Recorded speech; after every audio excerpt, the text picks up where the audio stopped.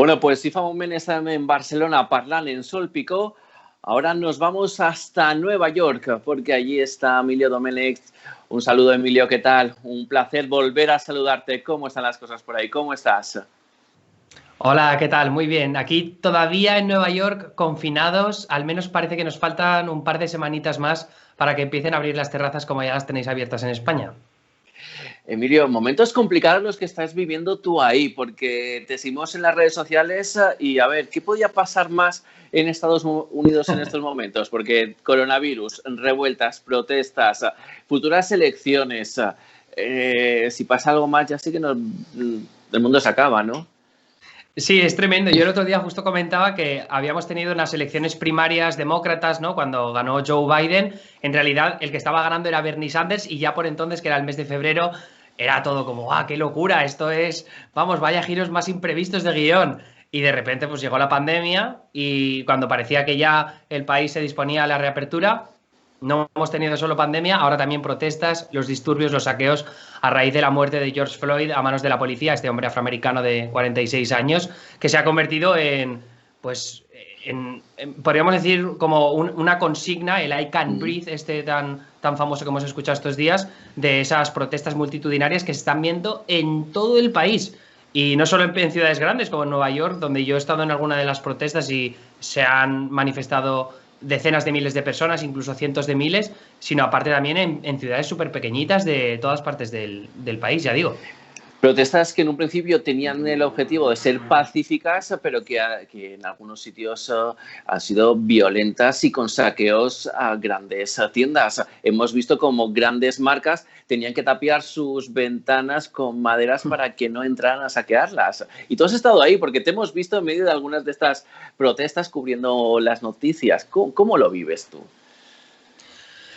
Pues lo que es verdad que los tres, cuatro primeros días de las manifestaciones que se produjeron este fin de semana pasado, no, el anterior, ahí es cuando se vieron los mayores disturbios en ciudades como Minneapolis, que es donde falleció, donde murió George Floyd a manos de la policía, luego también en Los Ángeles, en Miami, en Nueva York, se vieron esos saqueos, pero ya digo que fue cosa de los tres, cuatro primeros días. A lo largo de la semana pasada se tranquilizó un poco la cosa y no se veía tanta violencia, pero sí que es cierto que aún así en ciudades donde históricamente y sobre todo en los últimos años se ha producido esa violencia, asesinatos, muertes y tal, yo creo que sí que se ha visto de forma quizá un poco más acentuada. En una ciudad como Chicago, por ejemplo, que la violencia es una habitual, sobre todo entre bandas, había, no recuerdo si eran como varias decenas de muertos en apenas 2 semanas, que es un número bastante elevado, sobre todo si miramos un país como en España, donde los homicidios pues vamos, algo muy pequeño. Entonces, ya digo que los disturbios se vieron en ese primer tramo de las manifestaciones y aquí en Nueva York, que es lo que dices tú, que han tenido que tapiar todas las grandes tiendas en el Upper East Side, ¿no? Que es como esta zona así como muy pija, luego también en Soho, en Times Square, todo prácticamente todo tapiado. Y luego, por ejemplo, yo vivo en el Bronx, en mi barrio ahí viven muchas minorías, es un barrio de mayoría de minorías, tanto latinos como afroamericanos. Entonces aquí ves que hay algunas tiendas que están tapiadas, pero otras tantas que no están tapiadas y que tienen carteles que dicen: somos un negocio negro, somos un negocio latino, estamos con vosotros, vamos a confiar en que no nos vais a romper los cristales. Entonces, por esta zona, por ejemplo, se han visto menos saqueos, pero también se han visto, así que no ha sido algo exclusivo de las zonas más ricas de la ciudad, al menos en Nueva York, también se ha visto por otras partes, otros barrios de clase más trabajadora. Y en estos negocios donde se ponían los carteles, ¿realmente se ha respetado o en algunos sí o en otros no? En Depende. algunos sí y en algunos no, porque en mi barrio ya te digo que más o menos en lo que es la zona a unas 5 manzanas a la redonda no he visto nada de saqueos, pero sí que es verdad que te tiras pues como 10 o 15 calles arriba de donde yo vivo en el Bronx y sí que se han producido saqueos, incluso en tiendas relativamente pequeñas, negocios familiares en los que pues evidentemente no hace falta ningún tipo de saqueo, pero si de verdad no hace falta es en negocios pequeños que son pues las familias que lo pueden pasar realmente mal entre que esperan a ese dinero del seguro cuando tienen que recuperar lo que han perdido. Así que ya digo que vamos, se ha producido prácticamente a todos los niveles los saqueos, pero es algo ya como del pasado, de hace semana y media, porque aquí se desarrollan los acontecimientos tan rápidos que es algo que ya no existe. Emilio, a nivel personal, ¿se vive ahí con miedo en Estados Unidos en estos momentos o es más lo que se ve en la tele que lo que en realidad puede pasar en la calle? A mí me parece que es un poco más lo que se ve en la calle, pero sí que es cierto que, al menos en lo que es tanto el primer tramo de la pandemia como el primer tramo de estos disturbios, sí que se vive con un poco más de ansiedad. Cuando se puso el toque de queda, por aquí, cerca de mi casa, sí que hubo una manifestación bastante grande en la que se produjeron decenas de detenciones. No parece que fuera nada violenta la manifestación en absoluto. De hecho, parece que las detenciones solo se produjeron porque se había pasado el toque de queda por parte de los que protestaban. Pero aún así, escuchar tantos sonidos de alarmas, tanto de las ambulancias como de los policías, alarmas de tiendas que han podido estar siendo saqueadas, al final te crea una sensación de inseguridad bastante grande. Y además, lo que pasó aquí es que antes de que se produjeran esas manifestaciones que te estoy diciendo, donde hubo detenciones, a mi vecino le avisó un concejal de esta zona del Bronx diciéndole: oye, están como marcado como objetivo vuestro barrio, porque van a ir varios manifestantes esta noche, y aparte también posibles personas dispuestas a saquear o a provocar disturbios. Entonces, claro, evidentemente tienes un poco más de miedo porque al final te puede tocar a ti, puede tocar justo debajo de tu casa. Y aquí la seguridad no tiene por qué ser precisamente muy alta, sobre todo cuando se ha visto que en un barrio como Soho, supuestamente de los más seguros de la ciudad, con las tiendas más caras de todas, se producían saqueos sin ningún tipo de pega y la policía prácticamente incluso pasaba, no intervenía. Emilio, y cuando tu vecino te dice somos posibles objetos de saqueo, ¿qué haces en esos momentos? ¿Te cierras a cal y canto o sí, no, ya vamos. ¿Pones el armario Totalmente. delante de las ventanas o qué? Yo delante de las ventanas no puedo poner nada, pero en la puerta chapadísima, y en una segunda puerta un mueble, vamos, 100% seguro.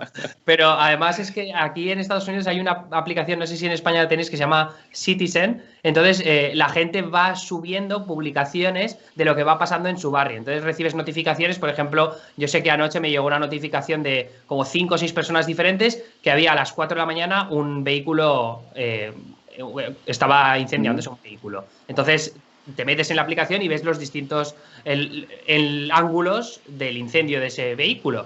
Con las manifestaciones y con los disturbios se pasa un poco. Yo estaba bastante al tanto de lo que estaba pasando alrededor de mi manzana, porque la gente iba publicando vídeos y fotografías de cómo se desarrollaban los disturbios o las manifestaciones. Por eso te decía antes que las detenciones parecían haber sido pacíficas, porque no me llegó ningún vídeo de nada especialmente grave que se estuviera produciendo aquella noche. Y a nivel profesional, vivir todo esto, te encanta el periodismo, vives, se te ve la política americana de una forma, lo llevas en la sangre. ¿Cómo estás viviendo este momento?